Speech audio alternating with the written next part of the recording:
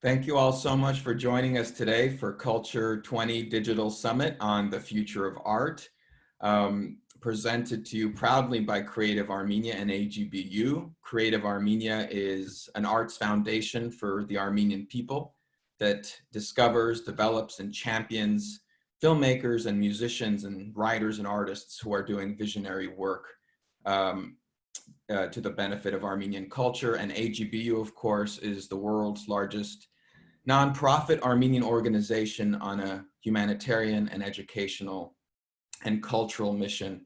And we're very proud that these two organizations together run the Creative Armenia-AGBU Fellowships.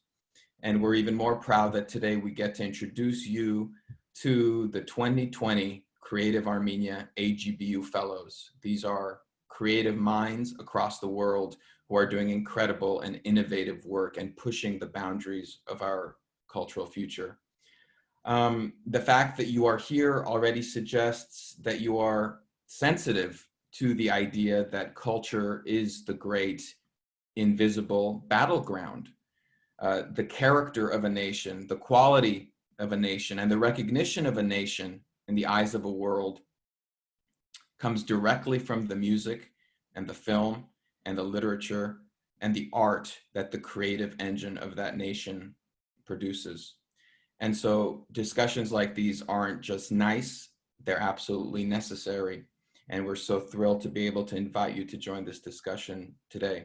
Before we launch off, I'd like to introduce to you and ask Haik Arsenian to say a few words. Haik is our partner in this program. He's the director of the AGBU Performing Arts Department who initiated this fellowships program with us. Haik, can you say a few words, please? Hi, everybody. It's a pleasure to be here. Thank you very much, Karin. Yes, as you presented, AGB is one of the main missions is to promote culture worldwide, and we have, and this has been done, for over a century. And our Performing Arts Scholarships program is more than 95 years old. Although the Performing Arts Department itself was established in 2012, but many of the fellows are scholarship recipients from the past, or participants of various programming, such as Sayat Nova International Composition Competition, a winner of which Alex is, or have been screened or presented their films at our film screening series at Lincoln Center. So it's been a great pleasure to partner with Creative Armenia and help the fellows, and all these applicants, every year that we receive, although 5 to 6 are only selected, applications that we see are incredible. And every time we feel such pride to see how many incredibly talented Armenian artists are around the world. I mean, definitely, life getting online now poses that very vital question: how long will this be? I mean, it's clear that it has become sort of a new norm, and although we will go back to some sort of a old norm, these new norms going to be integral in our new lives. So to hear this fascinating conversation is definitely exciting for us. We already have just a couple of announcements just to make that we still we joined the world. We're taking our programming online, and our Armenian filmmakers at Lincoln Center program is online. The next session is going to be on June 27th at 2 p.m. New York time. So like our page on Facebook, near AGBU Performing Arts Department, to keep up with our activities. And in fact, on that series, we have once partnered with Creative Armenia and Garin as well. So this, you know, saying that some of the fellows are participants of our previous programming or scholarship recipients, etc., and Garin, you know, having a partner, being a partner in the past, this is just a continuation of our partnership and collaboration, and we are very excited for this. So looking forward to this chat as well.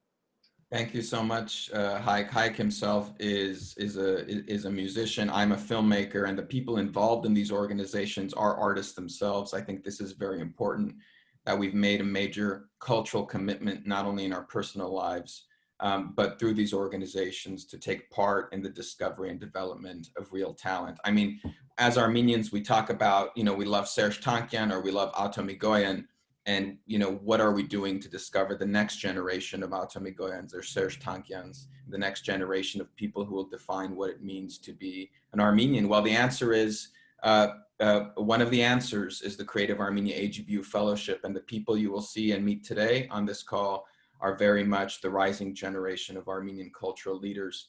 So without further ado, I'd like to introduce to you your moderator, the Vice President of Creative Armenia, Alec Mohibian.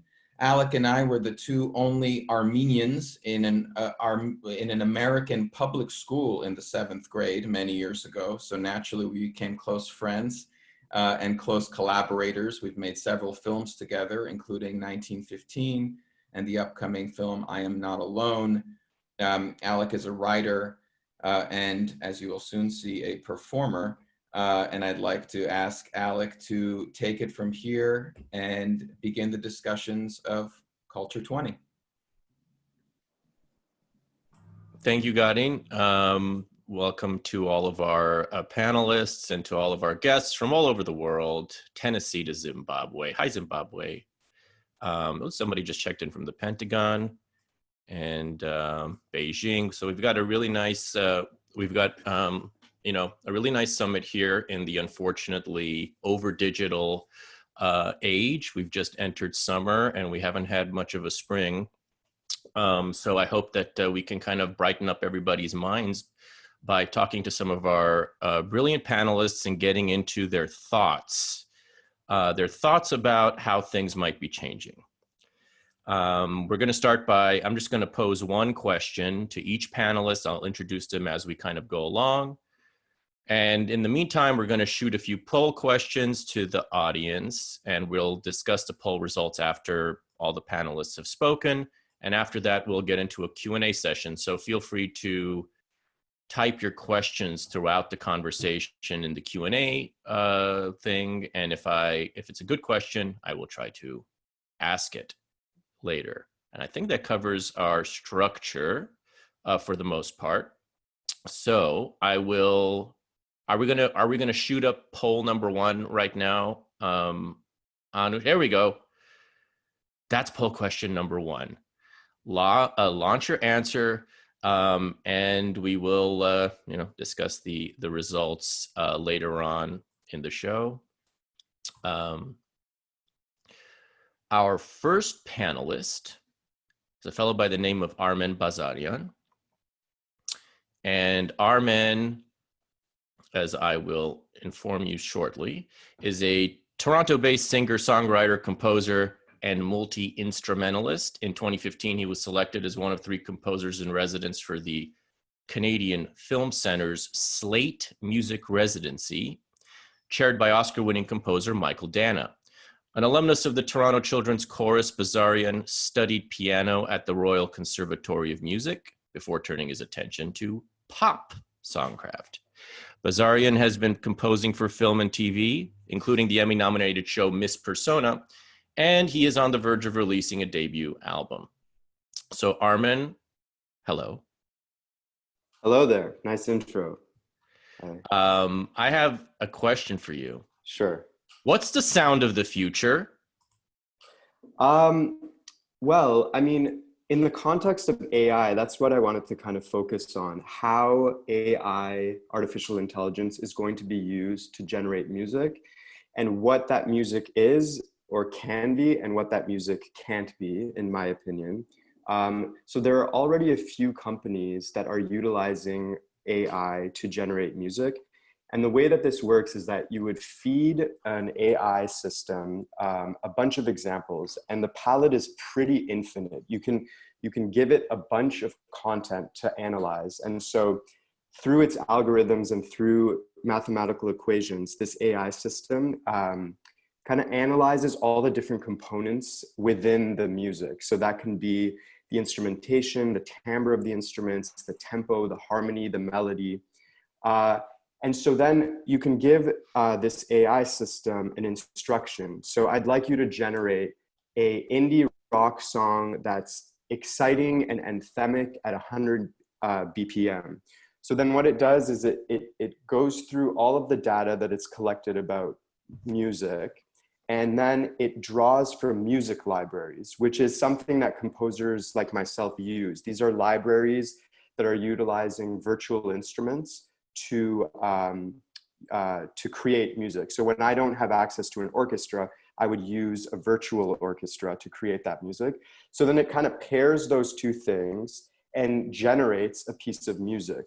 And I would say that from having listened examples of what type of music comes out from that process, the closest way to describe it is that it's stock music.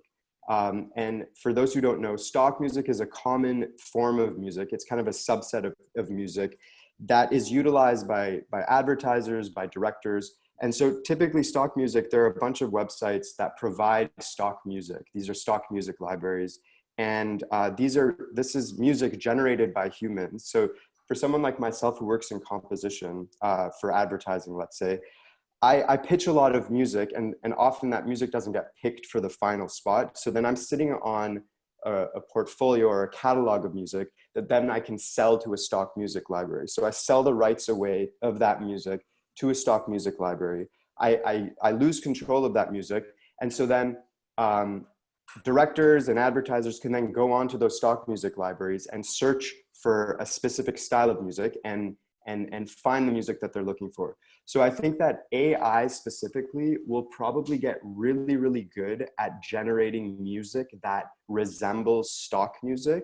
But I think the one thing that's lacking, or that it will be difficult for AI to emulate, is the fact that when you're dealing with an individual, a composer or a producer, the thing that often we might take for granted is that you're not dealing with someone who's making logical decisions, creative decisions. You're dealing with a person, a human, which is essentially an emotional bubble. And a lot of the decisions that creative person is making is mediated by their cultural context, by their emotional state, by the emotional state of the outside world and the inside world. And so there's a certain degree of emotional valence that a producer or a composer is bringing to the table that I don't think AI necessarily has access to. And so I think that's the biggest difference, or that's the bridge that I think will be very hard for AI to cross. It's that the whole emotional or nuanced context that a human brings to the table without even thinking about it. So I think those are my thoughts. So, well, it's interesting to consider, I think, to what degree, I guess, the emotional context that you're talking about that humans tend to bring to everything they do, not just music, but voting and everything else. Is there going to possibly be a reason why people will want to be free of the individual, the originating musicians? I don't know how we're going to call the originating musician anymore, since we're getting kind of so sampled down. But will there be a benefit to being free of the emotional context of the creator, for example? I mean, honestly, I think it's more a matter of money. Like, it'll be more cost effective to a certain extent to use music much like using stock music is cheaper than hiring a composer. So I think that using AI will be like the cheapest alternative to stock music, because stock music still has a human component. There's a person who made that, who put in time, who needs to be paid for their labor. Whereas AI provides this like infinite palette that is really cheap. So like, I guess the question I'd ask you is, why will we look for music that lacks emotional potency? I mean, as a director, is that not the purpose of finding music that fits right? Well, I think you answered your own question, because the answer is because it's cheap. And if it becomes super cheap, then, you know, we've seen it. I mean, why have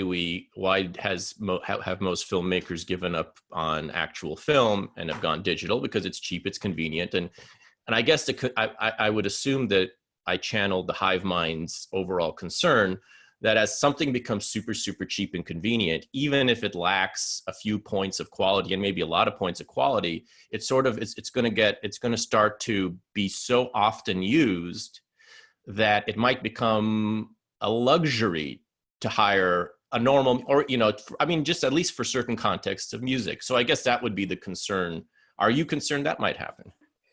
I mean, I think that, you know, let's call this automation, the automation of music. So many industries are becoming more and more automated. And I think that perhaps this subset of music will become automated. But I still believe that, if anything, maybe people, because there's going to be this oversaturation of music generated by robots or AI, that will become even more attuned or sensitive to music that hasn't been, that's been created by a human, and will seek that out more. It'll be kind of like the diamond in the rough, where we will, yeah, maybe be more attuned to that.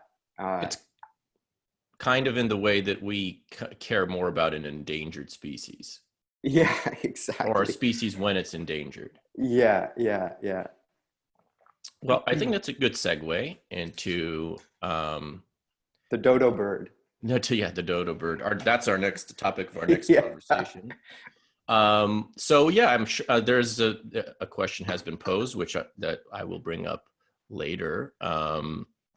And I think we'll move on. It's time to move on to panelist number 2, who is Alexander Iradian, and I will introduce him presently. Alexander is a conductor and composer who started his professional career at the age of 16 when he performed his piano concerto with the Armenian National Philharmonic Orchestra. Since then, Alexander has represented Armenia in more than 15 countries. He is a winner of major competitions such as the Aram Hachaturian International Competition, the Ekaterinburg International Piano Competition, the Sayat Nova International Competition, and several others. Alexander, hello. Hello. Good evening. How are you? Good, very good. Thank you. I have a question for you. Can robots create symphonies? That's a very good question. And I think the shortest answer to this question is yes, of course they can. I mean, they already do. And we have the evidence of that. If I'm not mistaken, the VCIT opening ceremony was last year. And that was the first time when the Armenian Youth State Orchestra is presented. Oh, now we see the video. I see.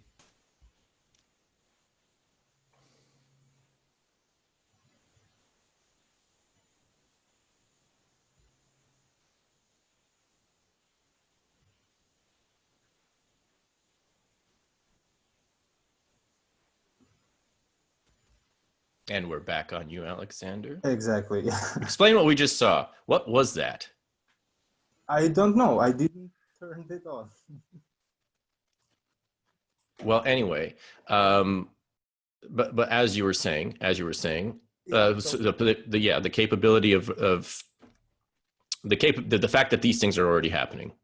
Yeah, of course. We have this computer technology already many years, and I'm sure that this usage of AI, artificial intelligence in the context of new music writing gives us many interesting opportunities. Of course, it's interesting, especially when we look into that and we look deeper how it's made.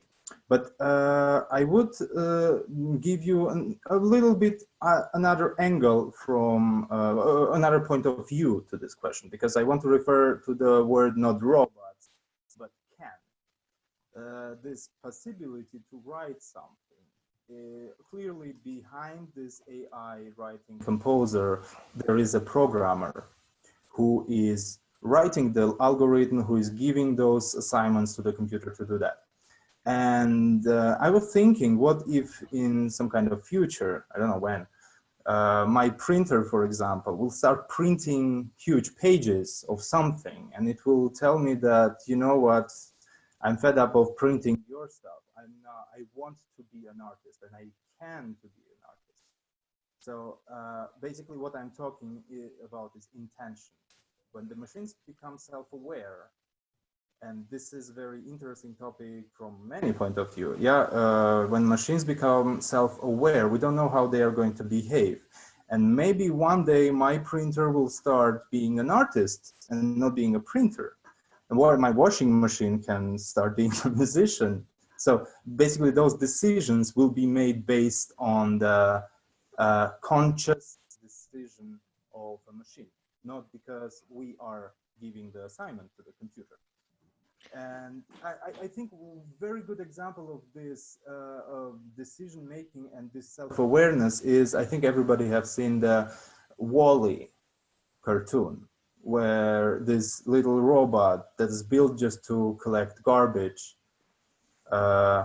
it finds sentiment and sees a beauty in the items that belong to humans, and it sees something very beautiful in this ability to see beauty in an aesthetics and find a sentiment in these little items or whatever you see, yeah, based not on rationality but based on emotion. I think this can trigger exactly this ability to write symphony, create arts, and all of things. Can I interrupt you? Yep. Alexander, I think your audio is kind of coming up and down, or maybe it's just I think yes. Just see if there's any reason that might be. So I just want to throw a challenge flag right there. Are you saying that the machines themselves will be able to see beauty, and that'll spur an intent for them to kind of become artistic on their own? Well, this is what happened to us, to humankind. I'm not suggesting that we were machines, but something has triggered humankind to start painting on the walls in the caves. And this something was either to leave a message or to communicate or to try to bring your imagination on as an evidence, yeah, on the wall, to leave it for next generations. This is how it started there, and why it shouldn't start among machines if the machines are self-aware. And there comes another question as well. If the machines are so sophisticated and they are self-aware, why don't we call them not machines, but some other form of life? Well, at what point would you call them some other form of life? I don't know, technical role of life. I don't know the definition, but what is life? What do we call alive and what we don't call alive? This has turned into a debate over abortion. Yeah, I have I have a T-shirt here which I try to make a statement: soul plus future. And by soul, I want to refer to a self-consciousness, self-awareness. So basically, where you have self-awareness in the future, this might be the next type of life, a next type of consciousness for humankind or the machines. I would hope that if the first washing machine that starts to produce music will be mine, I'll feel both insulted and very, very flattered if that's the case. I think we can move on to the next question, to the next panelist, because this is, you know, we're kind of so far we're being led to the precipice of a very disturbing question, I think, place, which is that we don't really know at what point we as human creatures become obsolete. Because if robots are just as likely as we are to eventually find if it's only a matter of time that robots as a creation find consciousness and the intent to communicate on their own, as we did at some point, if they're clearly they're more capable than we are, if they're on the same track. So it's a little bit disturbing to consider them on the same track, but it's our job to be disturbed. So now we're going to go to Navad Yerkanyan, and as always, feel free to log in your questions in the Q&A portion of the chat. There's a Q&A and there's a normal chat. Try to do it in the Q&A. I see some people doing it in the normal chat. It's okay, we'll figure it out. But now I shall introduce Navad, who I think is checking in from Italy. Is that true, Navad? Yes, that's correct. Guilty. So Navad, as we shall soon discover, is an independent artist and graphic designer based in Florence. She is the co-founder and curator of Y Graphic Design Festival in Florence and co-founder of AJZ Space and Curatorial Art Collective. She's the author of an illustration series on Soviet modernism in Armenia, which is a nod to the architectural heritage that is either lost or unfairly undervalued as we speak. And she's very prolific, a designer for many on many different brands, films, and you see her work everywhere, all over the world. So Navad, thank you for joining us, and thank you for being a Creative Armenia-AGBU Fellow. Thank you, Alec. Hi, everyone. Question for you, Navad. Will new media change our experience of the world in some fundamental way? It's very challenging to speak about this after Alexander's remarks about the robots and future, and we could have closed the conversation there and leave it to our imagination. You know, well, new media have been around for a lot of years, because new media is a very wide term. After 70s, it was taught in universities because video media, photo media, everything is considered new media. But I guess when now we are speaking about it, it's more about the virtual reality, augmented reality, all these web-based experiences. And that's all that we've seen during these lockdowns, and we've been enjoying it through many platforms that offer these experiences. For example, Google Arts and Culture offered virtual visits to about 500 museums, including MoMA, Metropolitan Museum, Guggenheim, British Museum, Uffizi Museum, like, you know, all these important art institutions. And it was a great opportunity. Like we see now the Museum of Vatican, which is extremely protectful about their collection. They don't allow you to make photos, and now it's all live and you can see 360-degree of all of it. You can make screenshots, etc. This is really fascinating, and it's interesting to know if it's going to continue this way or we're going back to normal. And now being in Florence, I see that museums are getting back to their previous normality. They are opening up, of course, with many restrictions. You have to book in advance, you have to be alone, wear a mask, keep distance, but you are still, again, allowed to go back. And people, first I thought that in the first year or at least some months, people will be very self-conscious and don't go to these public places. But I see a huge line in front of Uffizi Gallery, and people are really craving for their past experiences to see the art in person. No, go ahead. No, Did no, you? no. No, I was You just have going to say it's interesting that you mentioned the word past. That always gets me excited because it does seem like so much of, especially live experience, is motivated by a desire to reconnect with our past. And the kind of vulgar element of that desire is nostalgia, but there's obviously a non-vulgar element to it as well. And it might be the basis for all of art. I don't know. That's just an idea. But I guess, can you speak more to the question of what the past has to do with all this? I mean, what the desire to connect with the past has to do with all this, because it's very easy to imagine a world where that desire does not exist, and where the whole concept of a museum becomes almost obsolete. You know, we are human beings, and our identity is an accumulation of events and memories, and museum is a representation of all these memories.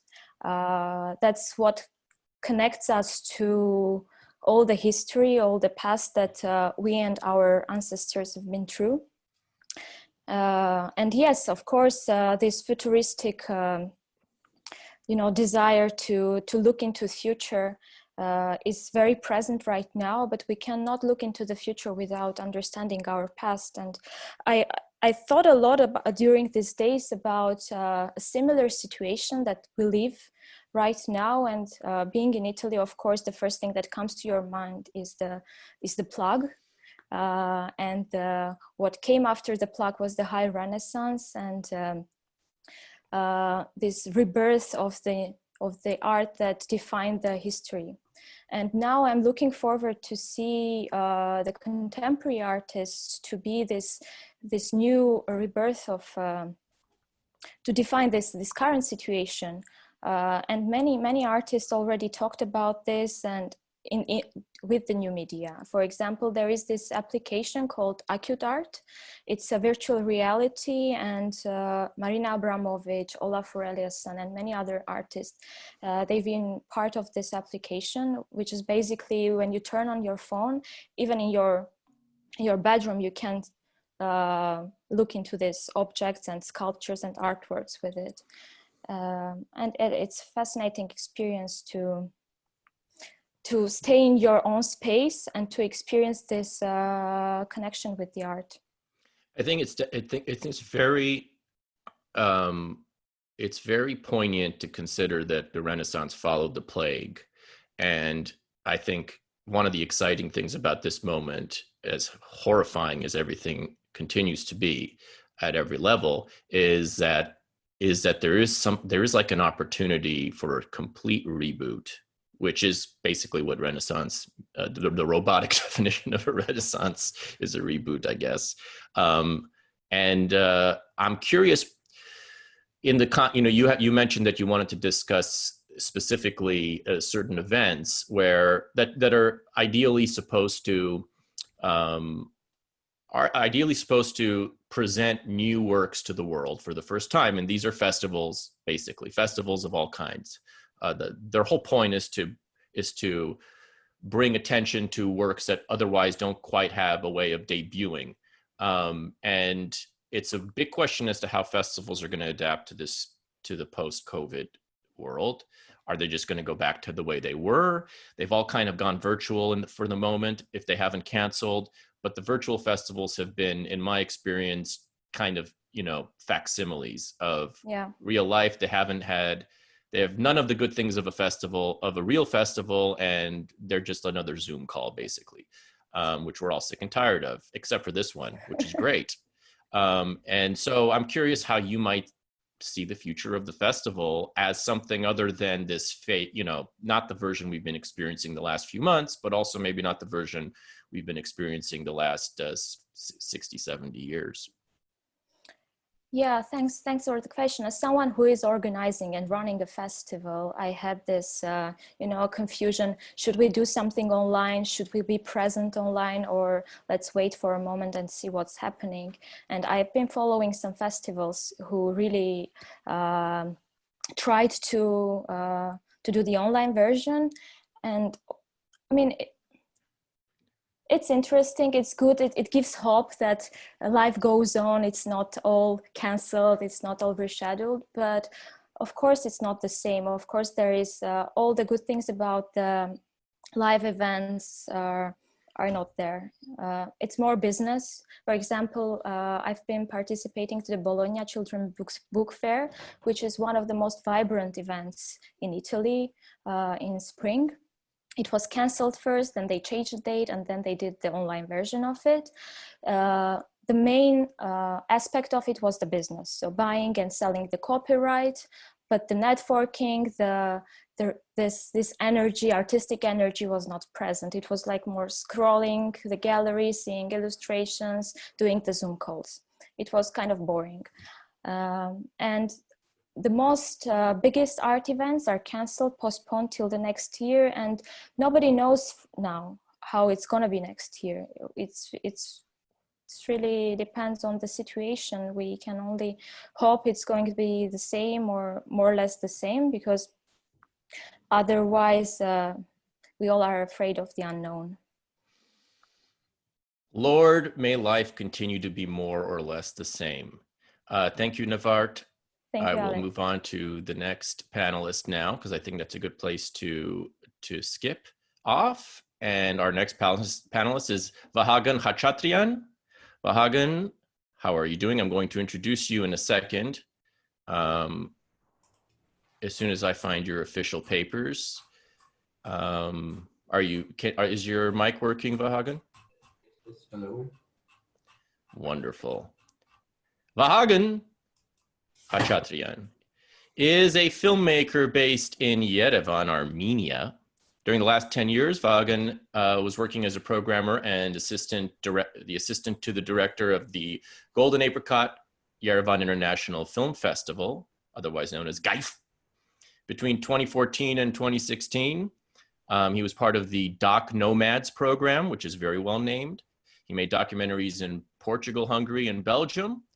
The Moon, the Sun, and the Musketeers is his latest documentary. And it premiered at Vision du Reels, a prestigious film festival, and shown at Doc Leipzig, Taiwan IDFF, hi Taiwan, Moscow IFF, Cinemateca Uruguay, and it's won several awards. And Vahagan's a very unique documentary filmmaker who really emphasizes the storytelling aspect of the form. So we're very excited to have him here and to have him as a Creative Armenia-AGBU Fellow. Hi, Vahagan again. I have a question for you. Are you ready? Yes. Will the old school of cinema disappear, or is there a way to keep it and somehow yet advance? Okay. Hello, everybody. Very nice question. Very challenging during this challenging times, actually. I believe that first of all, understanding what's going to be the future of cinema schools, we should ask us questions. What's going to be the future of cinema? What's going to be the future of politics? What's going to, how it's going to influence to commissioners and also the festival programmers, who are the ones who put, who demand who make the program and ask for movies.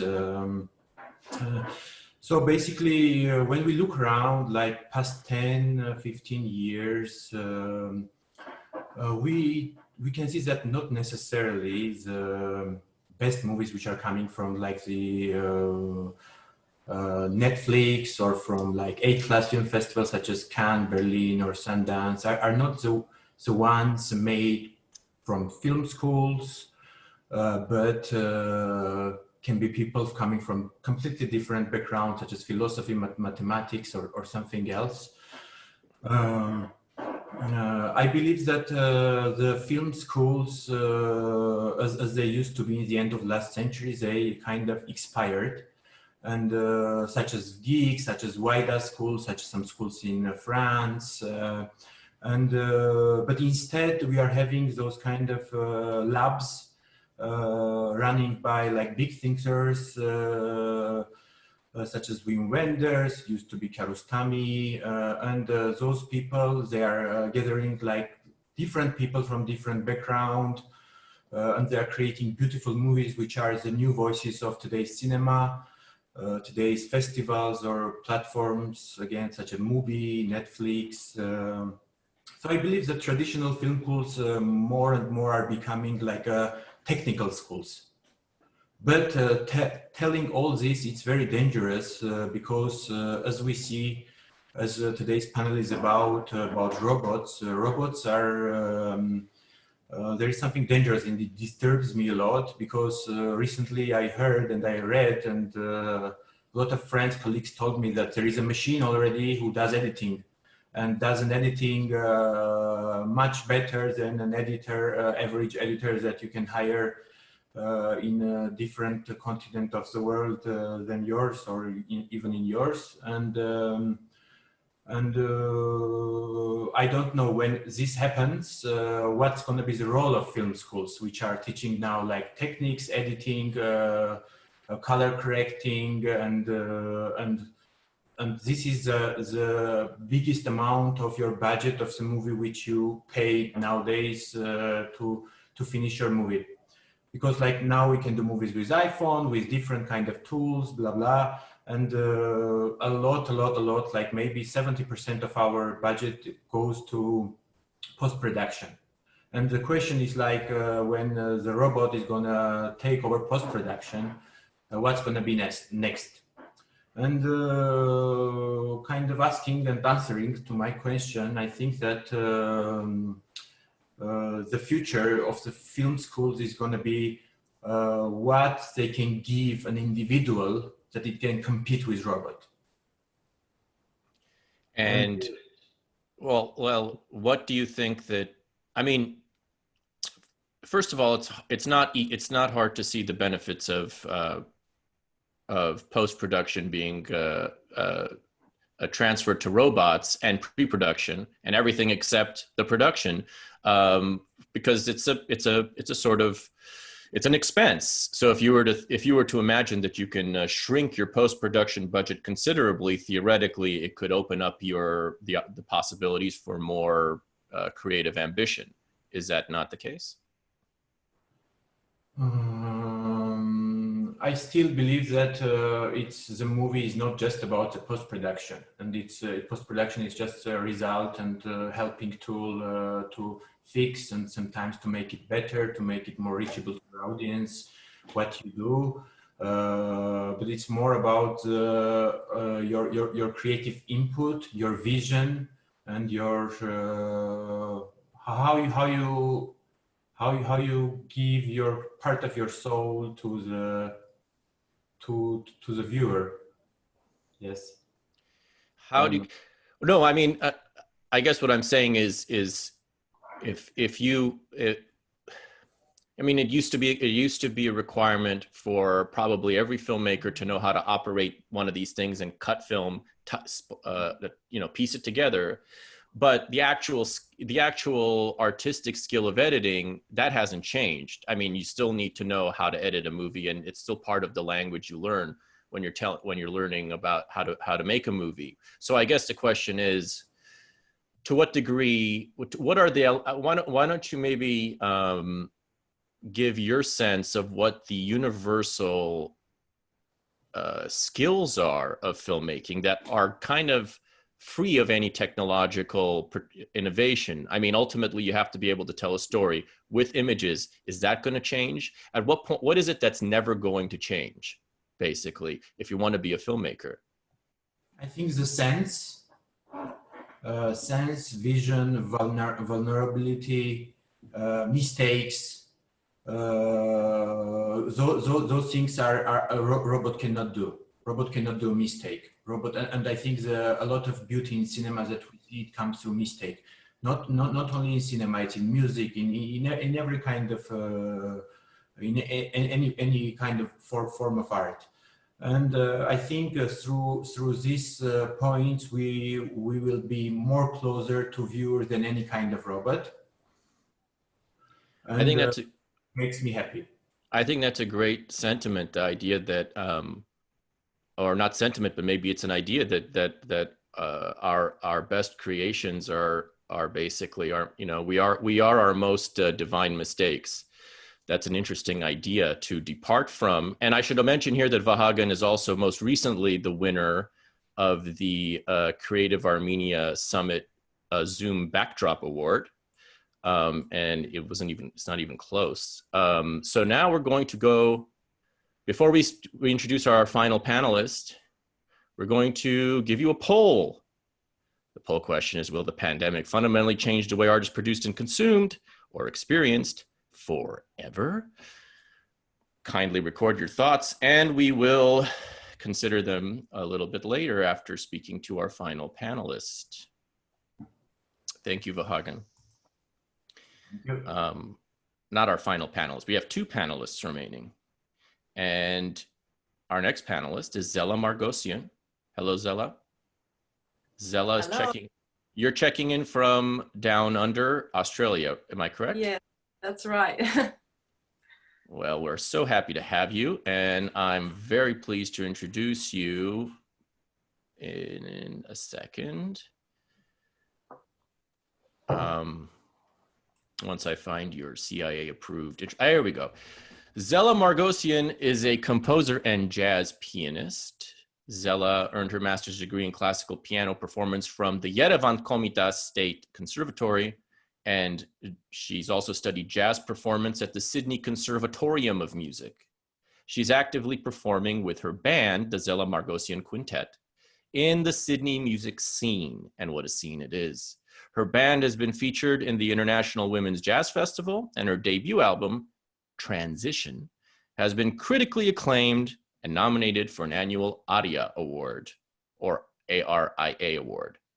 I hope they call it the ARIA Award. Zella, I have a question for you. What's the future of jazz? Or what is the jazz of the future? Thank you for the introduction, and thank you for this summit, and hi everyone.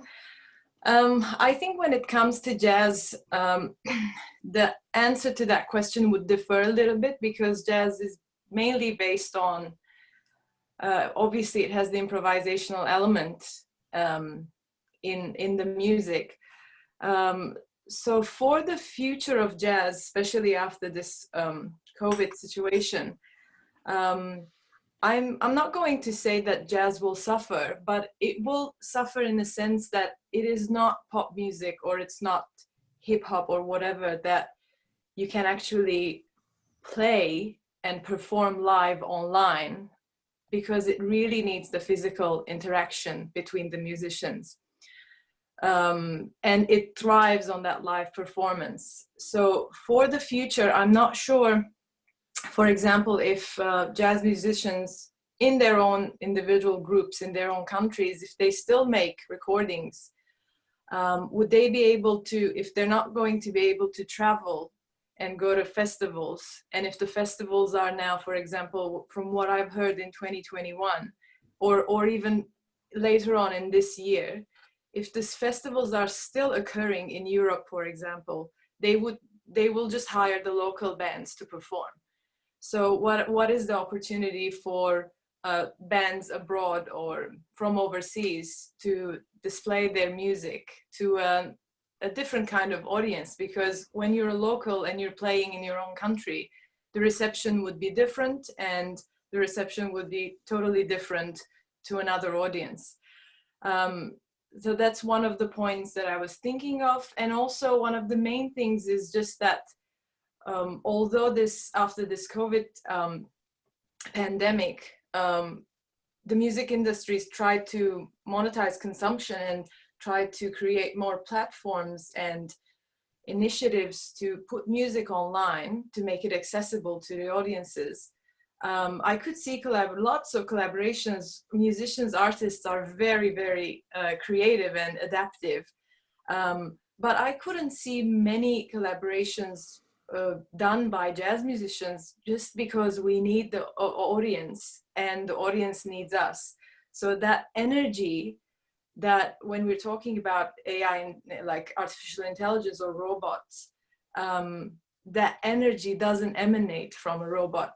Like imagine if non-humans are performing jazz, how I can't imagine a world that would be able to feed off each other's energy on stage. Because it's that energy that drives you to respond to the musician, your friend or your colleague who's playing with you. Right, and jazz is so thoroughly composed of improvisation, even when it's structured. I think maybe it's worth talking about jazz more specifically and not even worrying about how a pathogen is going to affect it, because jazz itself has been already marginalized for decades. I mean, I think, you know, I might think of jazz as like for most, I would guess that for most people watching this right now, even though this is a cultured and artistic demographic, obviously, I would guess that jazz is something like, you know, something like a neighbor, someone in the neighborhood that you're always happy to see, but you don't see very often. But when you do meet him at a cafe or whatever, you're like, ooh, hey, it's that guy. So I guess the deeper question is, what is the role of jazz in the future? I mean, what is the role of jazz now?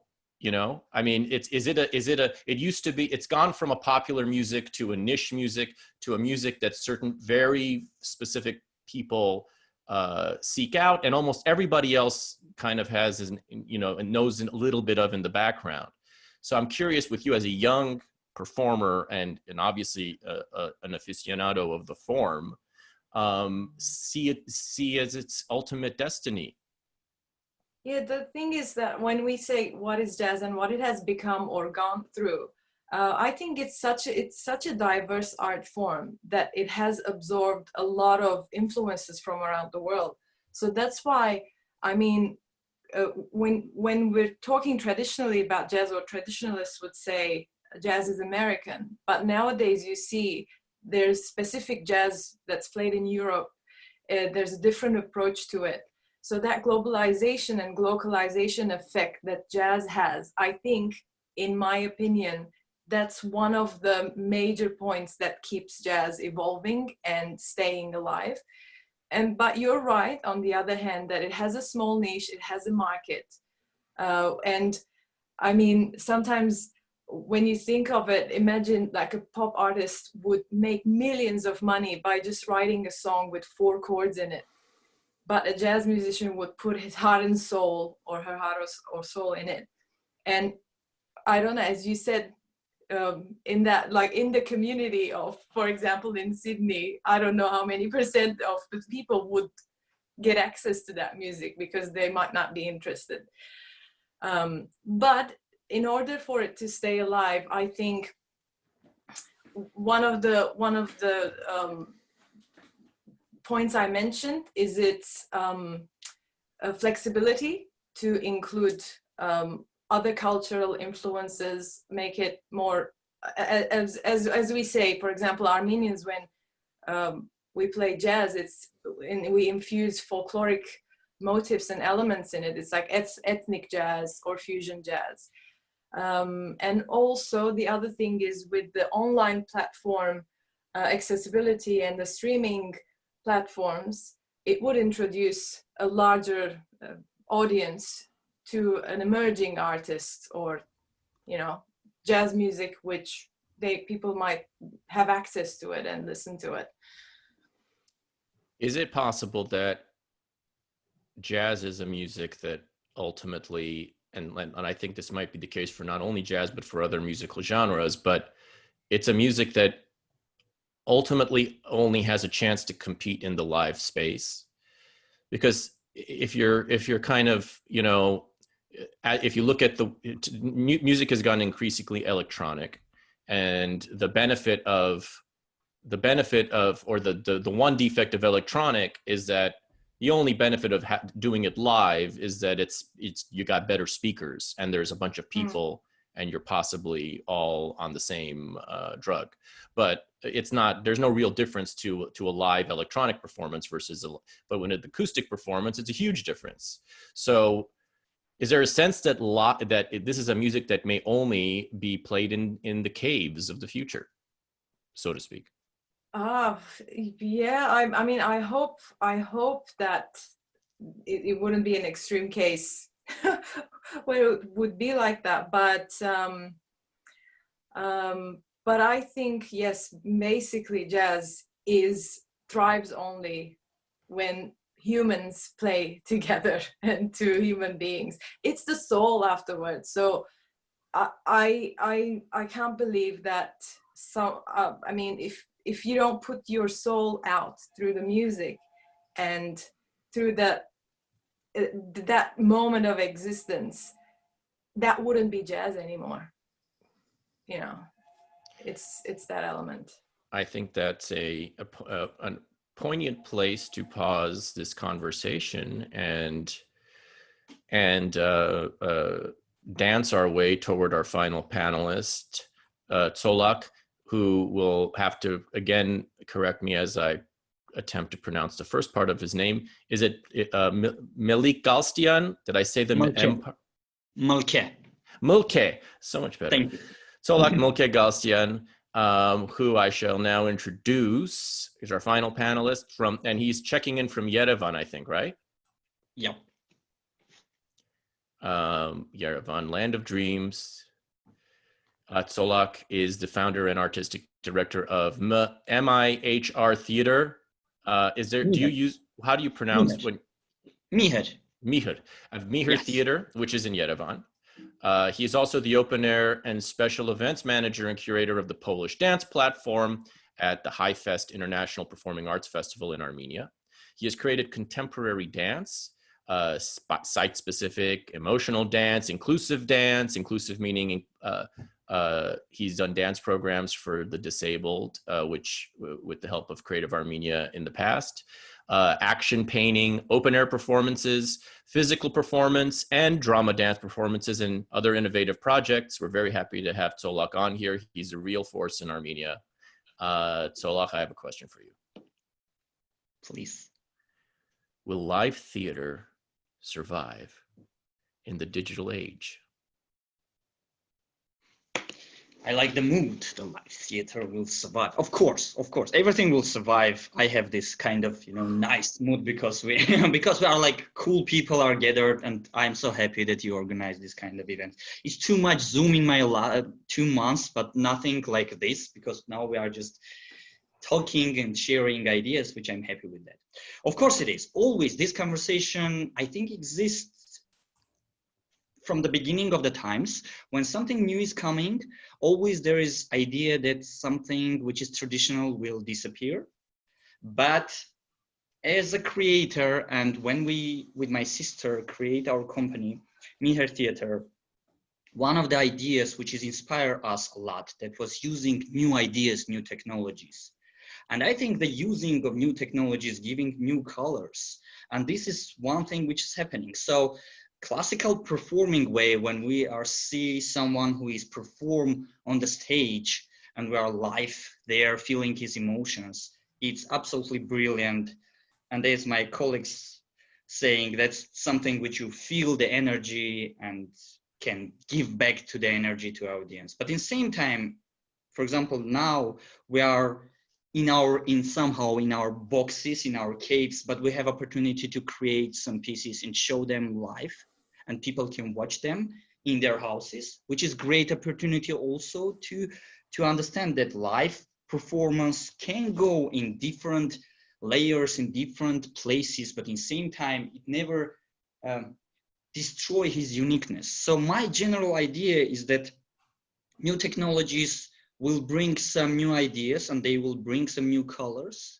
But in the same time, the classical way of performing art will live forever. When contemporary dance became in 20th century, there's a lot of people saying that classical ballet will die. But now we are living in 2020 and classical ballet is living, and there's a lot of ballet companies and there's a lot of ballet education. Same thing with performing art. Now, for example, we are doing very interesting project, which is titled Unreal Story from My City.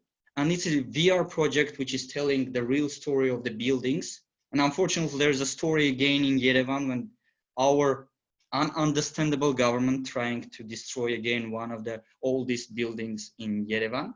So this is the way how we are trying to tell stories using new technologies and in the same time standing on the stage and telling our stories. So I think that both of them will survive and there will be something new, something more. Maybe the classical way will combine with new technologies and will become some new way of art, which doesn't exist until now. Solak, you sound like you're recklessly optimistic about the future of theater. So many people are cautiously optimistic, and it's nice to meet recklessness once in a while. Here's what I would say.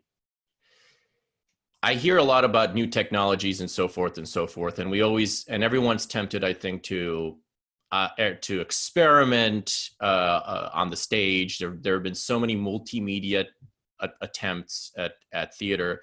In my particular life, speaking as a dinosaur of, at least culturally, the best, by far, the most memorable theatrical performances I have ever seen have been completely stripped down, no multimedia, either. Sometimes not even, sometimes they've been very inventive in the immersive sense, but and in terms of set design, but they've been really raw and with almost no separation between the audience and the performers. And I guess what I'm saying is there the sense in which as technology develops and becomes so, as the virtual reality competition becomes so powerful, is there not a sense that theater has to go in the other direction and become all the more fleshy and all the more, I guess, ancient in its, go back to its roots? Because that's how it feels to me. That's what makes me want to leave this stupid computer and get out of Zoom and I'll go into a cave somewhere. If somebody says, I keep using the word cave, but maybe that's just the subconscious saying that we want to return to where it all began. I'll go anywhere if someone promises to slap me with something and make me feel something. What do you think of that? I think you are absolutely right. That my vision is there's the storytelling is important. When you are telling that the performance which touched you, that was the strong performance with story. So my idea is that the strong stories which creating artists will be strong in any genre, in any way. But of course, the real feeling of performer on the stage will be the highest way of performing art always. And as a performer, I hope that new technologies, and I think that new technologies not pushing the live performance from the stage, they are creating some new parts. When we are looking to the art history, when we looking to when Impressionism came to France and they bring this new idea of finding the impression in the second, they create a new wave, but they don't destroy other waves of classical painting.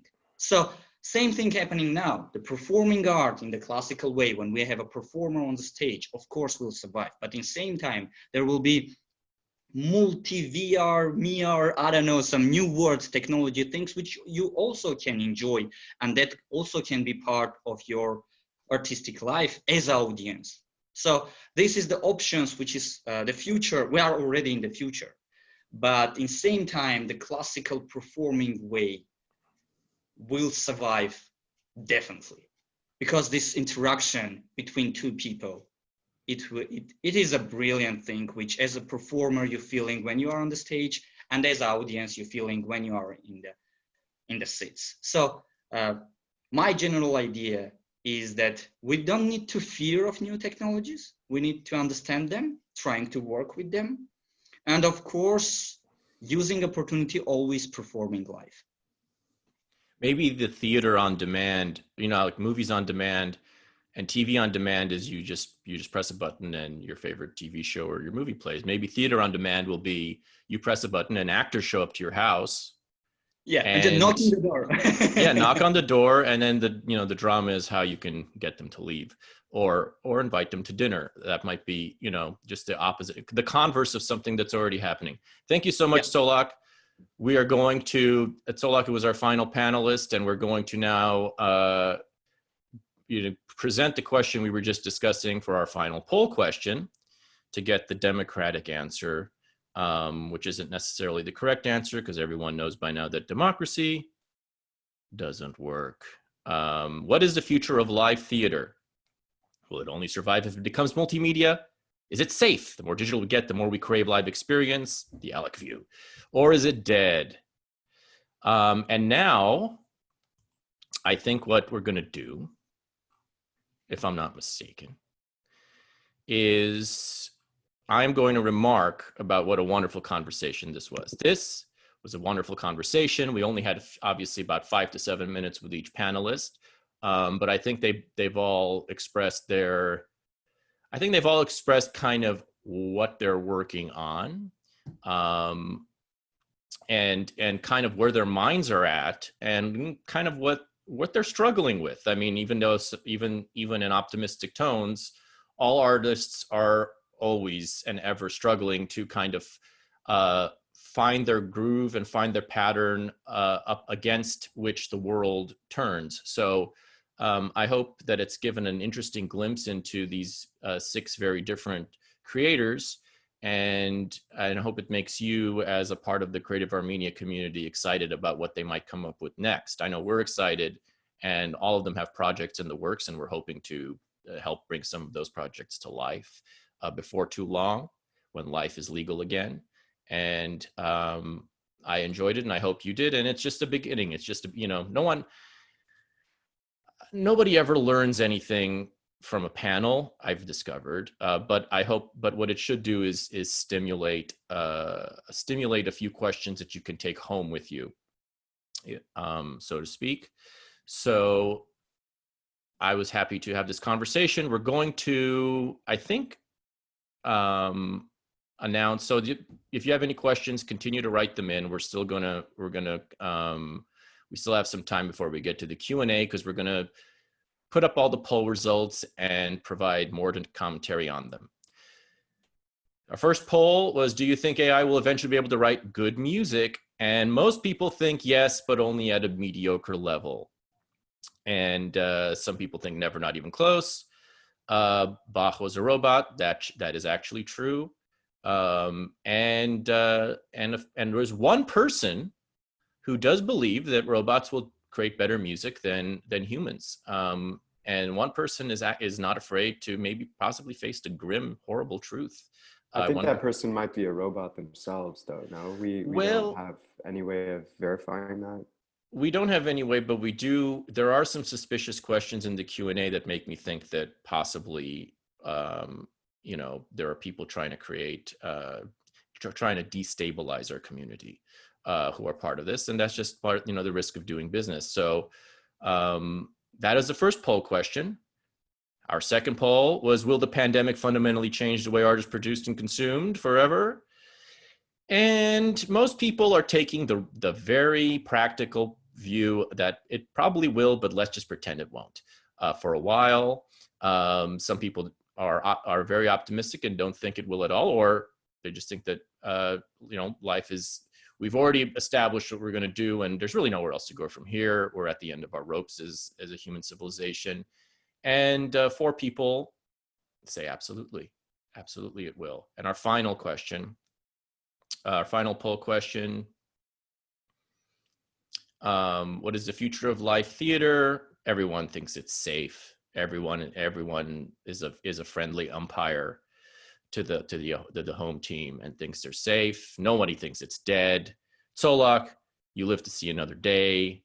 2 people do think that it'll only survive if it becomes multimedia and adaptable and so on. So I guess, do any of you have any comments on the products of our little democratic experiment with these polls? The answer is no. Okay, let's move on to the Q&A. I will course through some of these questions and pose them. And I think whoever, you all kind of know who they're targeted toward. So Lily asked a question of, do you think that the ability to see beauty, I think this is for Armin, do you think that the ability to see beauty must also be programmed into robots? And for me, the question is, what is the ability to see beauty? I mean, what is that? There's no such thing as beauty as an objective thing. So what is that? What is it that makes us recognize something as beautiful, in your opinion? You know, it's interesting because many years ago, I remember having this experience where I was walking down Yonge Street in Toronto, and I remember looking behind me and the sun was setting, and I thought to myself, wow, that's so beautiful. But then I kind of was like taken out of that moment and said, wait, like, why do I inherently think, and why do humans inherently think that sunsets are beautiful? I mean, it's just this like ball of fire in the distance that is setting. Why? What about that? Is there something inherently objectively beautiful to it? Or does beauty strictly arise from, is it a human imposition on the natural world? And where did that come from? And I'm just like theorizing here, but I feel like there was a point before which humans were so concerned about survival, and not being eaten by the lion, that the sunset could not have held a beautiful valence, let's say, because we were too occupied by survival. But then perhaps there was a shift as we became more accustomed to our natural environment and became more capable of defending ourselves or organizing, that then we had a bit more time to then look outwardly and start attributing things as beautiful, because it gives us an opportunity to reflect.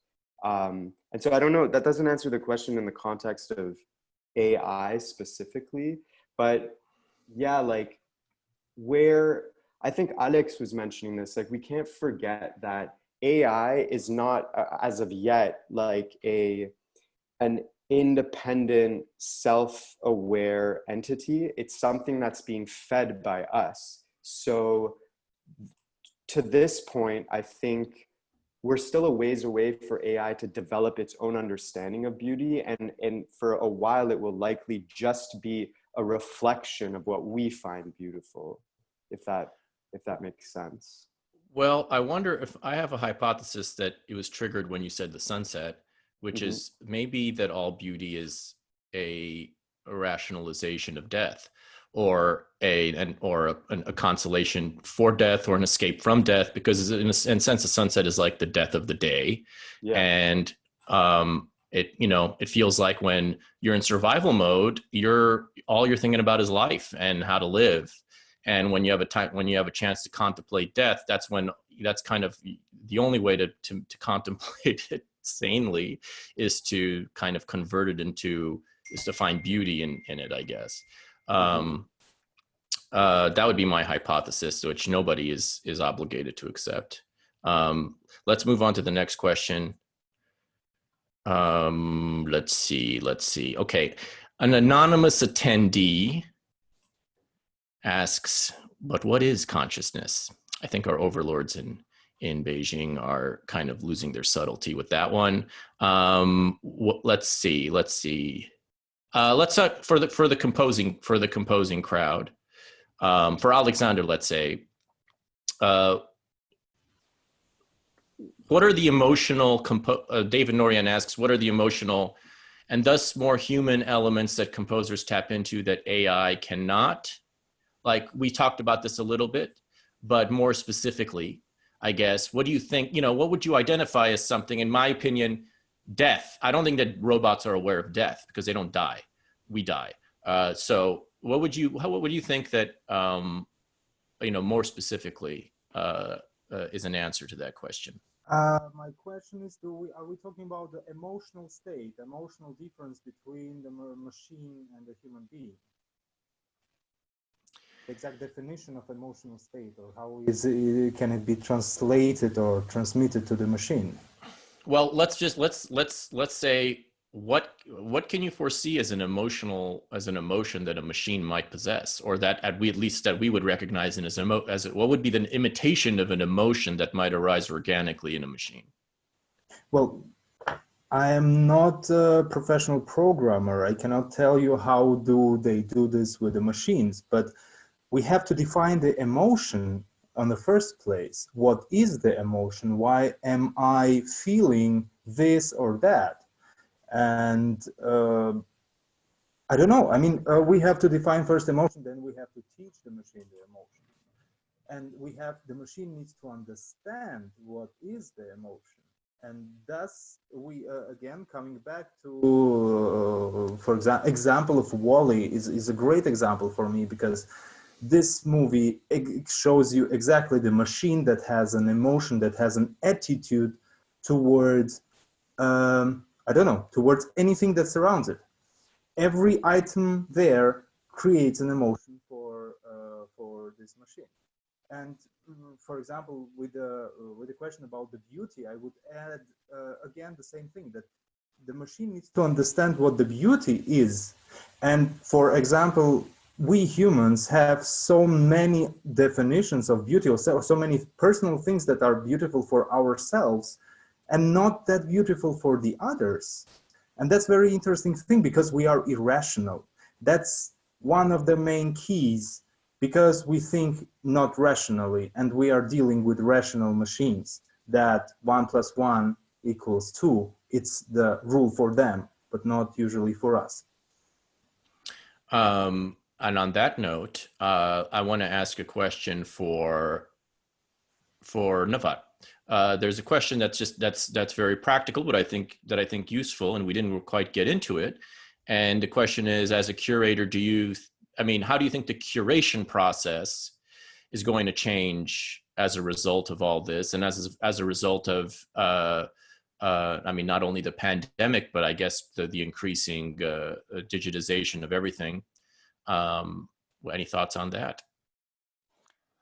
Well, I think the methodology is still the same, because the curator, in my opinion, is the bridge between the audience and the artwork, and it's staying the same. But if we are talking about the virtual galleries, virtual experiences, that's a challenge for the curator, because there is the challenge to create new ways to see the art, new ways to experience this virtual space. But I don't think it's very, very much different from the real life methodology. It's just a matter of the experience of the space. Do you see, just to follow up, is there something you see that, like, let's say 20 years ago would not be a factor to when you are as a curator? Is the fact that we're the easy way of saying it is our attention spans are shorter, but there might be a more subtle way of saying it. Is there something are there ways that you have seen the world change, that in terms of when you're curating something, when you're curating an exhibit, you have to account for, that you couldn't have, something that happened in the year 2000, let's say, an exhibit in the year 2000 would not work in the year 2020. Are there any specific examples that you could think of in that respect? I can't recall any specific examples, but it's always, you always as a curator consider the political situation, the global social situation, and the general context when you are curating an exhibition, and every year it has its specificities. And especially this year, it was extraordinary. Nobody experienced this. And what was very important is that this was a global situation. It is not something that is specific for one country. Everybody was experiencing the same, and we'll see what is the global reflection also from the art world to it. And our next question I will pose to Vahagan. Vahagan, turn on your mic, prepare your voice, warm up. And the question is, the question is there a movie school you would want to bring back? Which I would rephrase as, what is the movies? What is your favorite like school of filmmaking that you've ever been aware of that you think should exist forever? I don't think anything should exist forever, but regarding the, I mean, it's not practical because the beauty happens when it changes and it adds up something or something missing, I don't know. But to talk about particular school, if we are not talking about technical school or like this or that school, which is in this country, I would say the Iranian school of cinema, which is more about poetry, about human vulnerability. Yeah, this cinema which was done in from 80s to 2000 in Iran. The representatives are my most beloved Kiarostami. Yes. This school, which is disappearing now and completely disappearing in Iran, even though they won the Berlin Gold Bear this year in Berlin. Yeah, this I would like to bring back to the world cinema if I would have a choice. And as a follow-up, we just got a question from Gagik who asks you what is required to possibly begin an Armenian movement or wave of filmmaking that might, wash over the world and excite everyone? Is there one forming? What do you think Armenia needs most for a film to become a player in the filmmaking game? This is for you, Vahagan. What do you think what do you think is necessary to possibly create a new wave of Armenian filmmaking? Talking about new wave for Armenian cinema, I think the only possibility for Armenian new wave is through documentaries. Through personal stories about different kind of happenings, the things which are happening now, before, the mix of that. And I think through documentary it's much easier, and we don't need too much finances. And I always thought that it's the only possibility for Armenians and we do by documentaries like your movie, like the movies which happened 5 years ago, 10, like the ones which are happening now. Those are the movies which are rolling on festivals, being liked by people, because we are sharing our stories, our lives, and this is what people want to see, what want to feel. That's a very interesting answer. And the notion of documentaries as possibly the future of feature-length filmmaking is an interesting one to consider in a future conversation. Zella, there's a question for you from Anonymous, because it's a controversial question that Anonymous does not want to be known for asking. And it is this: what drew you to jazz composing? Oh, okay. Thank you for the question. Just to answer shortly, so having studied classical performance, so I wasn't educated in composition or anything, and also having fallen in love with ethno jazz music in Armenia while I was there.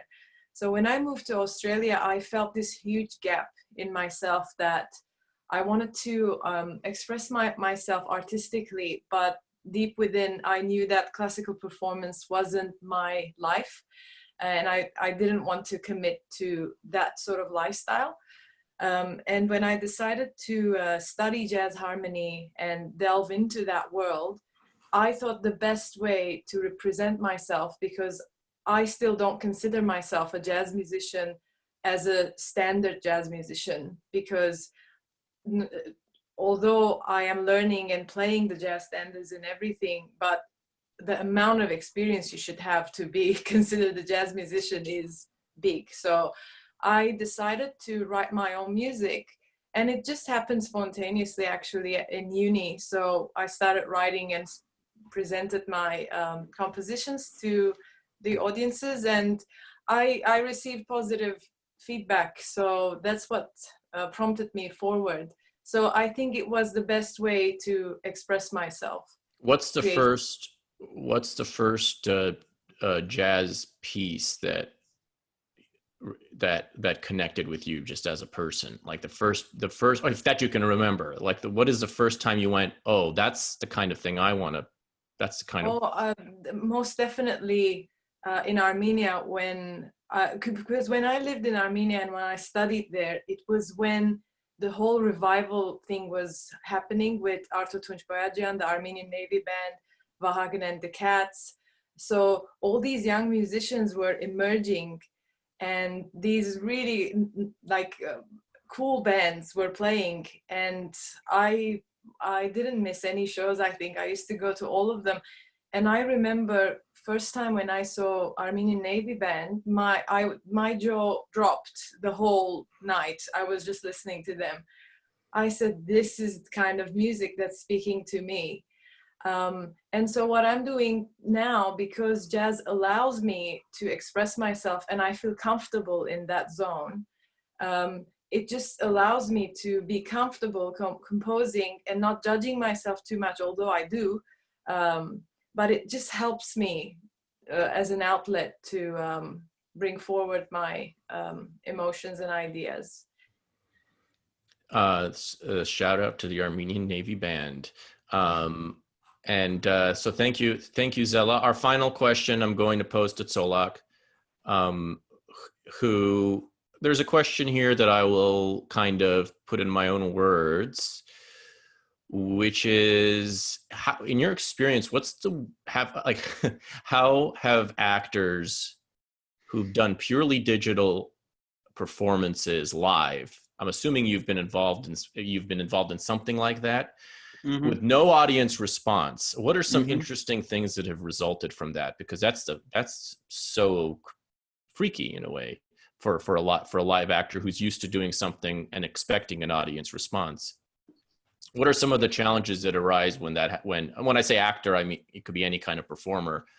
Yeah. Yeah. The unique thing that in the end you don't have any applauses, so it's just like silence. But there's also other thing, which is you are very curious, like a performer. You're watching how many people are watching you, and you see the numbers, and it's like can give you a little bit inspiration. But it's quite hard to do that after when you have like performing for audience.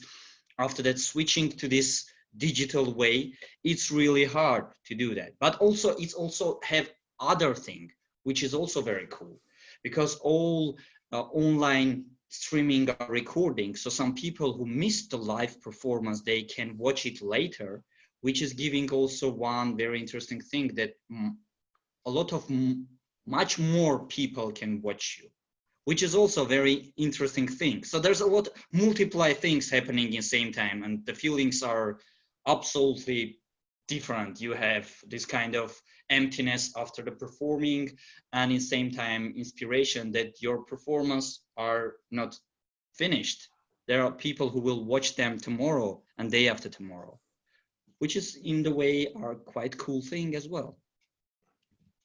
I think that's a great place to wrap up the Q&A portion, brought to you by Creative Armenia-AGBU. And we're going to end this wonderful affair with a little treat of an experiment that as Creative Armenia presented to the world or incited a few months ago. And in order to present that, I will introduce our Anush Terhachatrian, who's our director of programs, and all of you deal with her all the time.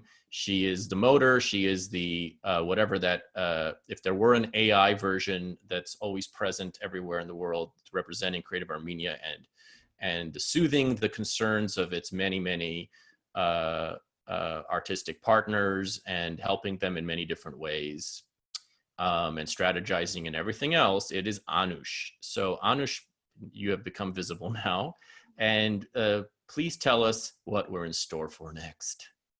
Thank you, Alex. So as far as we are talking about the future of art, it's interesting to also share with you another initiative, exclusive initiative that we took at Creative Armenia, which is called self-quarantine or self-core experiment, as we call it. So just to give you a little bit of a background, on April, when the COVID-19 broke out, we quickly adapted and we launched a challenge, a special challenge for artists from across the fields to create one artwork and that reflects and captures the idea of quarantine and their experiences. So now when we received thousands of good submissions, we decided to open a new platform, as we call it, Digital Lab, that features hundreds of artists, the best works that were submitted, and so that everyone can go there and see these works. So I like to think about it that if John Steinbeck had to write his Grapes of Wrath 10 years after the Depression, we have the convenience of doing it right now in the midst of the quarantine. So this is the platform that we have. I'm going to give you a short preview of it and maybe play a bit of a part from one submission. It's great to see another phenomenon, which is artists adapting to the quarantine, and not only composing or making an artwork in their genre, but also collaborating in other genres. And for example, musicians who are not only doing composing music, but also doing their own video and music videos, or filmmakers doing music and writing poetry for their works. And this is a work by Ani Kananyan, who is doing a quarantine merry-go-round.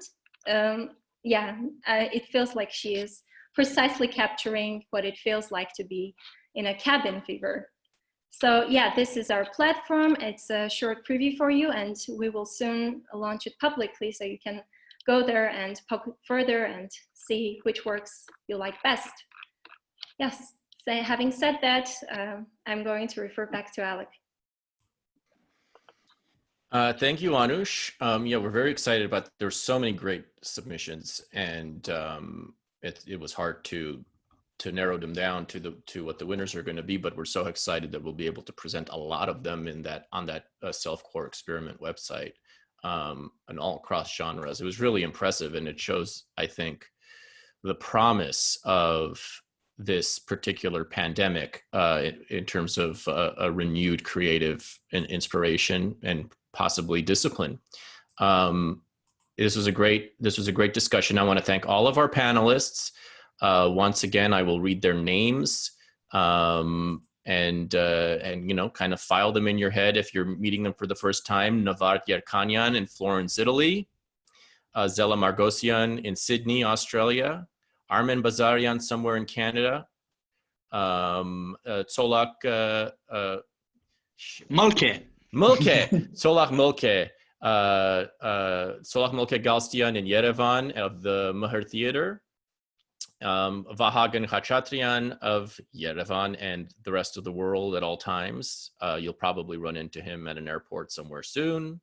Alexander Iradian, who I believe is currently in Germany, but I could be completely wrong. That's yes? right, Berlin. Oh, Berlin. And that's all. And of course, there's me. And I think, and I want to thank AGBU and HIG for all their partnership over the last 2 or 3 years now, and ideally for forevermore, for the fellowship, for their support of the fellowship program in many different ways, not just as partners, but as real allies in terms of finding opportunities for artists, because HIG has a lot of has a lot of different connections in the world of art and being in New York, and he's really been employing them to the benefit of our fellows. We wanted to keep this to an hour and a half because there's only so much Zoom we can Zoom. There are places to go and masks to wear. So until next time, goodbye, everyone. Bye, thank you. Thank you. Thank you so much. Bye-bye. Bye-bye.